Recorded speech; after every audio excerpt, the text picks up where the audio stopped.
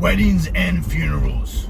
But when you're at the funeral and you have to walk through the line to view the body, what do you say to the family? You reminisce about the past? You compliment the spread? Or do you try to bang their cousin? There's a lot of unanswered questions that we need to tap into today. So if you leave the funeral with a phone number, is that a sin? Is there something wrong with that? When you're hugging chicks at the funeral, especially the hot ones, are your hands supposed to be high up, or can you keep a little bit lower? If your hands are positioned high on the hug, it's condolences and grief. But if your hands are low on the hug, down around the hips, then you're going to hell. I feel bad smiling or laughing at a funeral. Even a passionate hello is frowned upon. Everything should be done with a nod. Although, you'll always have that one person there who thinks it's a fucking reunion. Loud as shit, screaming across the fucking viewing, trying to say hello to everybody, shaking everybody's hands, high-fiving motherfuckers. What's the time limit in front of the body at the viewing? There should be like a buzzer or a green light to go, because some people spend a little bit too much time with their grief.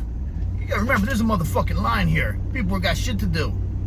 When it's an open casket, once in a while you notice somebody touching the body.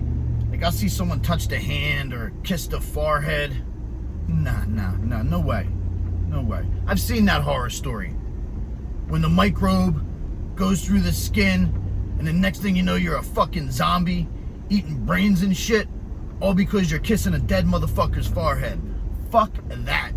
Why is mass so long at a wedding? It's ridiculous.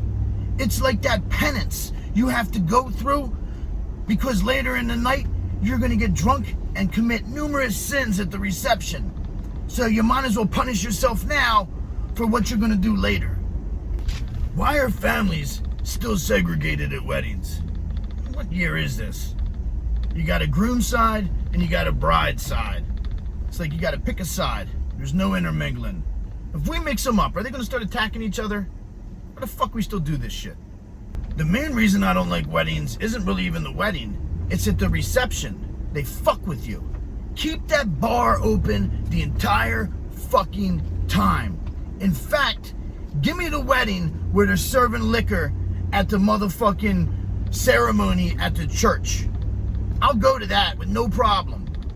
But as soon as you get back to the reception, they got to give you a time when you can drink. They give you a window, and then people get up for their speeches and shit. I don't want to hear the fucking speeches. I'll hear the speeches, but give me some fucking alcohol to hear the speeches. To hear how great Michael was and what a leader Michael is. Well, I remember Michael when he was in the first grade and he used to eat goose poop at recess. What about the relative or friend that dances just way too much at the wedding ceremony or the reception? That can be wild. Now, if they can dance really well and they're making it happen out there, I mean, more power to you. Do it all night. It's super interesting and I'll watch. But I'll even watch more if you're a horrible dancer and you're making a fool of yourself. To me, that's way more interesting than watching someone good at dancing. It's watching someone horribly bad at dancing. When you leave a bar, everybody's like, drive safe, don't drink and drive, get a designated driver. Although when you leave a wedding, it's like the motherfucking Wild West. People are like zombies walking out of that place. Your aunt's getting into the wrong fucking car. Your uncle's lighting his cigarette backwards and shit, wondering what the fucking smell is. It's crazy. I'd say one positive thing about getting married is you get more shit done around the house. You got more help with chores. You got more help with getting tasks accomplished. If that's a positive aspect.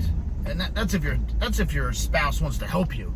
I mean, you never know. You could get married and he or she's like, fuck you, I'm not doing shit but laying the fuck around. Fan me. You don't know how that's going to go down. But you would think going into it that you're going to get a little bit more help once you get married. You know, a little more give on each end. So That's a positive way to look at it.